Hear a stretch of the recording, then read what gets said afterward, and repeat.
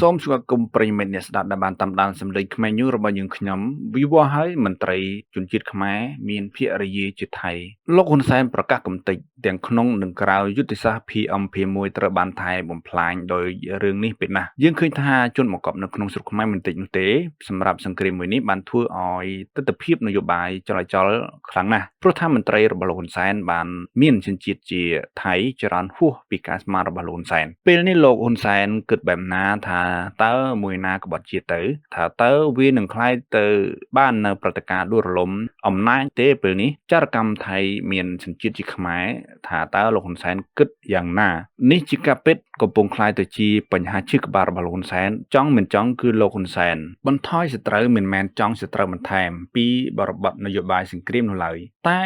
វាជាលក្ខណៈមួយបើមិនធ្វើគឺមិនបានដល់ពេលហើយគ្មានអ្វីផ្សេងទេដូច្នេះលោកហ៊ុនសែនពិតជាដល់វិសោធនកម្មលើមនុស្សរបស់ខ្លួនបើចង់ឲ្យអំណាចនិងជាតិបានគង់វង្សលើមូលដ្ឋានដែលកំពុងផ្ទុះចេញវាជាមន្ត្រីដែលលោកហ៊ុនសែនអាចណាប៉ះបានដែរនេះជាបញ្ហារស័ព្ទនៃអំណាចរបស់លោកហ៊ុនសែនជាមួយក្រុមមន្ត្រីរបស់ខ្លួនអ្វីដែលសំខាន់នោះទៀតគឺមានក្រុមអំណាចមួយនេះនៅក្បែរលោកហ៊ុនសែនគឺយុទ្ធសាស្ត្រទាំងអស់ត្រូវបានសត្រូវទទួលបានពីក្រុមចារកម្មនៅកម្ពុជាដែរទន្ទឹមនឹងនេះយើងបញ្ជាក់បានថាហ៊ុនសែនមិនហ៊ានគឺដោយសារតែរឿងបែបនេះជារឿងអ្វីដែលធ្វើឲ្យភាគីថៃកាន់តែសើចចំអកមកលើស្រុកខ្មែរបណ្ដើហើយព្រោះកូនខ្មែរបានប្រកល់ខ្លួនចោរកឈាមធ្វើតាមអំពើចិត្តប្រិមិត្តនេះស្ដាប់ការពិតមួយយើងបាននិយាយដល់គ្រួសារមួយដែលមានឥទ្ធិពលនៅក្នុងប្រទេសគណៈបកប្រជាជនកម្ពុជារឿងពិតបានបង្ហាញថាលោកទាបាញ់ជាថៃកោះកុងហើយលោកទាសៀមជាកូនរបស់លោកទាបាញ់មានប្រពន្ធជាជនជាតិថៃនិងក្រុមគ្រួសារលោកទាបាញ់និងក្រុមគ្រួសារលោកទាវិញសុទ្ធតែរកស៊ីជាមួយថៃនិងនាំប្រេងពីប្រទេសថៃមកកម្ពុជាពលរដ្ឋខ្មែរពហិការតំណែងថៃគឺជារឿងល្អប៉ុន្តែពលរដ្ឋខ្មែរពហិការតំណែងថៃនោះគឺមានប្រសិទ្ធភាពតិចតួចណាស់ព្រោះមេដឹកនាំខ្មែររកស៊ីជាមួយថៃហើយរដ្ឋាភិបាលកំពុងចរចាជាមួយថៃដើម្បីបើកច្រកព្រំដែននិងដោះដូរតំណែងឡើងវិញលោកទីសីហាជាកូនប្រុសលោកទាបាញ់និងមន្ត្រីក្រសួងការពារជាតិប្រកាសពិបាកដោះស្រាយបញ្ហាព្រំដែននិងការហូរចូលតំណែងថៃព្រោះក្រុមគ្រួសារគាត់មានទំនាក់ទំនងជិតស្និទ្ធជាមួយថៃនិងរកស៊ីជាមួយថៃក្រុមគ្រួសារលោកទាសីហាមានភាគហ៊ុនជាមួយក្រុមហ៊ុនប្រេង PTT ពិសេសលោកទាសៀមមានភាគហ៊ុនប្រេង PTT អង្គញាគុកអានអង្គញាយឹមសៃលីនិងអង្គញាលីយុងផាត់មានជីវកម្មធំៗនៅប្រទេសថៃនិងមានថវិការាប់ពាន់លានដុល្លារក្នុងធនាគារថៃអង្គញាលីយុងផាត់ឈ្មោះដើមផាត់សុផាតមានកំណើតជាថៃលោកយឹមលាក់ជាកូនប្រុសលោកយឹមឆៃលីដែលជាដន្លងរបស់លោកហ៊ុនសែនលោកយឹមលាក់មានប្រពន្ធជនជាតិថៃនិងអ្នកជំនួញដែលរកស៊ីជាមួយថៃប្រិយមិត្តជាទីគោរពនិងជាទីរាប់អានប្រទេសថៃមិនចាំបាច់ចាញ់ក្បាច់អ្វីច្រើនទេគេគ្រាន់តែយកកូនរបស់លោកហ៊ុនសែនមកធ្វើជាទីប្រឹក្សាក៏ល្មមសម្រាប់ហ៊ុនសែនគ្រប់ពេលបានដែរនេះជាកត្តានយោបាយផ្ទៃក្នុងវាអំណាចពិតណាស់វាកំពុងឈានដល់សញ្ញាលក់ជាតិហើយរបស់មន្ត្រីថ្នាក់ជាតិកម្ពុជាថាតើលោកហ៊ុនសែនកំទេចជនទាំងនេះបានដែរឬទេនេះជាសំណួរដែលឈានដល់ការបែកបាក់ផ្ទៃក្នុងរបស់លោកហ៊ុនសែនវាជាអង្រែកមួយដែលម្ខាងកំពុងកាន់កំបិតដែលម្ខាងទៀតកំពុងកាន់កំភ្លើងនឹងធ្វើឲ្យអង្រែកមួយនេះអាចคล้ายទៅជាគ្រោះមហានិភ័យគ្រប់ពេល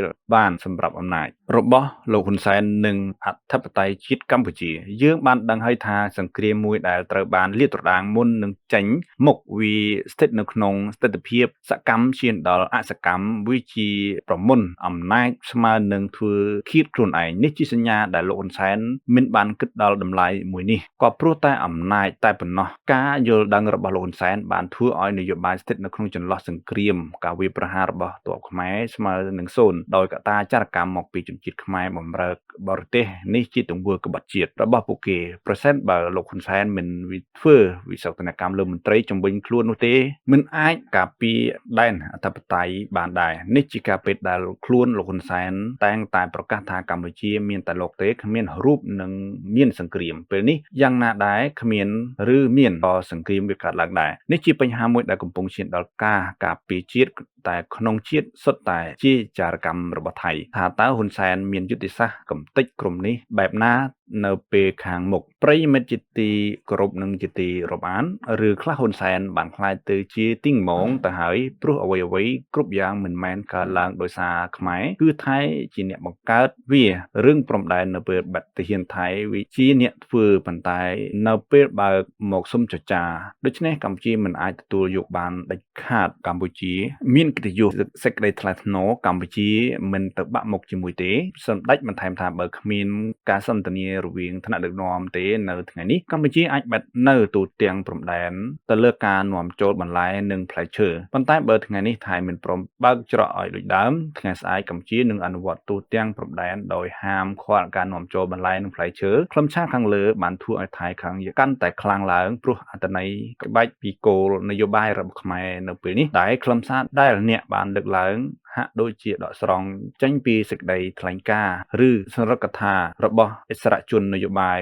កម្ពុជាមួយរូបទំនងជាសម្ដេចហ៊ុនសែនកាលពីពេលកន្លងទៅទំនងនឹងតាក់ទងនឹងបញ្ហាចំនួនព្រំដែននិងការឆ្លើយតបរបស់កម្ពុជាចំពោះការបិទច្រកព្រំដែនដោយភាគីថៃចំណុចសំខាន់ៗក្នុងអត្ថបទនេះគឺការទាមទារសេចក្តីថ្លៃថ្នូរកម្ពុជាមិនអាចទទួលយកបាននៅអ្វីទង្វើដែលខ្លួនយល់ថាជាការបាក់មុខឬប៉ះពាល់ដល់កិត្តិយសជាតិឡើយការឆ្លើយតបទៅវិញទៅមកនៅពេលដែលមានការបិទព្រំដែនដោយទាហានថៃភាគីកម្ពុជាមិនយល់ស្របនឹងការចរចាតែការចង់បានរបស់ថៃនោះទេការគម្រាមការបិទនាំចូលការចាត់វិធានការតបតប្រសិនបើភាគីថៃមិនព្រមបើកច្រកព្រំដែនឡើងវិញដូចដើមកម្ពុជានឹងហាមឃាត់ការនាំចូលបន្លែនិងផ្លែឈើពីប្រទេសថៃនៅទូទាំងព្រំដែនសេចក្តីថ្លែងការណ៍បែបនេះគឺជាសារនយោបាយដ៏រឹងមាំមួយដែលបង្ហាញពីចំហរបស់រាជរដ្ឋាភិបាលកម្ពុជាក្នុងការការពារអធិបតេយ្យនិងផលប្រយោជន៍ជាតិរបស់ខ្លួនបញ្ហាចំនួនកម្ពុជាថៃបានคล้ายទៅជាក្តីបារម្ភមួយដែលធ្វើឲ្យក្រុមអ្នកជំនាញចិញ្ចឹមគិតដល់ផ្លូវបំបែករបស់សមាគមប្រជាជាតិអាស៊ីអាគ្នេយ៍ឬហៅថាអាស៊ានក្តីបារម្ភនេះត្រូវបានអ្នកជំនាញកិច្ចអន្តរជាតិលើកឡើងនៅក្នុងវេទិកាភ្នំពេញទី4ស្តីពីពហុភាគីនិយមទល់នឹងឯកតោភាគីនិយមស្វ័យភាពជាយុទ្ធសាស្ត្រនិងជំរឹះគោលនយោបាយរបស់អាស៊ានដែលរៀបចំឡើងដោយរាជបណ្ឌិតសុភាកម្ពុជានៅថ្ងៃពុធទី8តុលានេះអ្វីដែលក្រុមអ្នកជំនាញបារម្ភគឺខ្លាចតែបញ្ហាចំនួនព្រំដែនរវាងកម្ពុជាថៃដែលអាចអូសបន្លាយធ្វើឲ្យប្រទេសទាំងពីរមើលមុខគ្នាលេងចំនៅក្នុងកិច្ចប្រជុំកំពូលអាស៊ានប្រិយមិត្តអ្នកស្ដាប់ជាទីគោរពនិងរាប់អានខណៈពេលពលរដ្ឋខ្មែរនិងពលរដ្ឋថៃបង្ហាញស្មារតីស្នេហាជាតិនិយមក្នុងវេទិកាដែនដីតាមព្រំដែនព្រំប្រទល់ដែននៃព្រះរាជាណាចក្រទាំងពីរដោយក្តីក្តៅក្រហាយសម្ដែងការបដិញ្ញាការពារទឹកដីរៀងខ្លួនក្នុងសប្តាហ៍ដើមខែមិថុនាឆ្នាំ2025នេះវិទ្យាស្ថានឈ្មោះ Robert Lansing Institute ដែលមានទីតាំងការធំនៅសហរដ្ឋអាមេរិកពេកខាងកើតនិងមានសាខានៅប្រទេសបារាំងបានផ្សាយសេចក្តីរាយការណ៍សិក្សាស្រាវជ្រាវមួយភាគរពីផលវិបាកផ្សេងៗដែលអាចនឹងរីករាលដាលប៉ះពាល់នឹងវិស័យនានាដែលគេកំពុងពិនិត្យមើលដូចមើលមូលហេតុនៃចំនួនសេណារីយ៉ូផលវិបាកប្រយោជន៍បរទេសទី1ចំនួនប្រវត្តិសាស្ត្រសេចក្តីស្រាវជ្រាវនិយាយថាបង្កឡើងដោយអ្នកដឹកនាំព្យាយាមប្រើភាសាមនសិការជាតិទាំងសងខាងហាក់បីដូចជាបំផុសកំហឹងពលរដ្ឋបន្ទាប់ពីតុលាការយុត្តិធម៌អន្តរជាតិកាត់ក្តីឲ្យភាគីខ្មែរឈ្នះក្តីរឿងប្រាសាទប៉ុន្តែភាគីថៃមិនយល់ព្រម2ការពង្រាយកម្លាំងយោធាតាមជាដែននិងសកម្មភាពខុសច្បាប់តាមព្រំដែនដូចជាការរត់ពន្ធការកាប់ឈើនិងរត់ពន្ធមនុស្សឆ្លងដែនយោធាថៃថាគេបានបង្ក្រាបសកម្មភាពខុសច្បាប់ប៉ុន្តែខាងខ្មែរមើលឃើញថាសកម្មភាពយោធារបស់ថៃបំពានអធិបតេយ្យជាតិប្រទេសកម្ពុជា3ការផ្លាស់ប្ដូរនយោបាយនិងអស្ថិរភាពផ្ទៃក្នុងពីប្រទេសថៃឡង់ស្ថិតក្រោមអធិបតេយ្យយោធាទន្ទឹមនឹងនាយរដ្ឋមន្ត្រីហ៊ុនម៉ាណែតពង្រឹងអំណាចបន្ទាប់ពីស្នងតំណែងពីឪទាំងសងខាងផ្ដោតទៅលើគោលការណ៍សន្តិសុខជាតិហើយថាសកម្មភាពនេះធ្វើឲ្យដំណោះស្រាយផ្លូវទូតស្រួចស្រាលនិងប្រតិកិរិយាបញ្ហា4នឹងការងារឬពលករនៅប្រទេសថៃមានការប្រកាន់ពូជសាសន៍មើលងាយឬអើងលើពលករខ្មែរជាពិសេសតាមខេត្តជាប់ព្រំដែនអាជ្ញាធរខ្មែរមើលឃើញសកម្មភាពក្នុងប្រទេសថៃជាការអុជកំហឹងនឹងអាជ្ញាធរថៃគេថាបង្ក្រាបជនដែលរំលោភបំពាន ច្បាប់ការងារបើប្រសិនជាចំនួននៅតែបន្តហើយឈានទៅដល់ការធ្វើសង្គ្រាមជាមួយគ្នាអ្នកវិភាគមើលឃើញតួសម្ដែងមួយចំនួនក្នុងវិវាទចម្បាំងខ្មែរថៃអាស៊ាននឹងឆ្លងកាត់ការពិសោធន៍ប្រឈមមុខលើទ្រឹស្ដីនិងគោលការណ៍មិនលុកលាន់កិច្ចការផ្ទៃក្នុងគ្នាតើមានប្រសិទ្ធភាពឬគ្មានប្រសិទ្ធភាពដូច្នេះអាចប្រេះសាមគ្គីគ្នាចំពោះផលប្រយោជន៍បរទេសចិនទ្វីត្បិតតែមានទំនាក់ទំនងល្អជាមួយប្រទេសទាំងពីរក្តីប៉ុន្តែចិនជិតស្និទ្ធនឹងកម្ពុជាជាងជាមួយប្រទេសថៃដោយសារតែជំនួយគេថាចិនអាចពង្រឹងភាគីខ្មែរយ៉ាងមានរបៀបហើយដាក់សម្ពាធទៅលើភាគីថៃឲ្យកាន់អភិក្រិតក្នុងដំណើរពង្រីកឥទ្ធិពលនៅតំបន់ Indo-Pacific ដូច្នេះចិនអាចមានប្រៀបលើអាស៊ានសហរដ្ឋអាមេរិកអាចនឹងជួយចលនាប្រជាធិបតេយ្យនៅប្រទេសថៃហើយដាក់ខ្លួនជាតួអង្គសម្របសម្រួលរងាប់កំហឹងជាពិសេសនៅពេលឃើញថាចិនរឹតតែវាយទីបង្កើនភាពតានតឹងក្នុងតំបន់នេះទោះជាបែបនេះក្តីក្នុងក្រុង Washington មិនសូវមានប្រៀបលើកម្ពុជាទេព្រោះតែស្រុកខ្មែរត្រៀតទៅខាងចិនខ្លាំងពេកខណៈនេះប្រទេសវៀតណាមកំពុងគយគន់សង្កេតមើលសភាពការដោយប្រយ័ត្នប្រយែងក្រុងហាណូយខ្លាចអរិភាពវាខ្ទក់គំទប់ហៀចូលលើខ្លួនឬក៏ប្រទេសកម្ពុជាកាន់តែអែបទៅនៅក្រោមឃ្លៀកចិនខ្លាំងថែមទៀតគេថាហាណូយអាចប្រើទ្វារក្រោយដាក់សម្ពាធលើប្រទេសកម្ពុជាឲ្យបន្ថយឬបញ្ចុះកម្ដៅចំណែកឯជប៉ុននិងកូរ៉េខាងត្បូងដែលជាប្រទេសដាក់ទុនក្នុងប្រទេសទាំងពីរច្រើនគួរសមនោះដែរចង់ឲ្យមានដំណោះស្រាយដោយសន្តិវិធីតាមរយៈអាស៊ានដើម្បីកុំឲ្យបណ្ដាញដឹកជញ្ជូនផ្គត់ផ្គង់និងគេហរចនាសម្ព័ន្ធរបស់គេជួបប្រទះការរអាក់រអួលបាត់បង់ប្រយោជន៍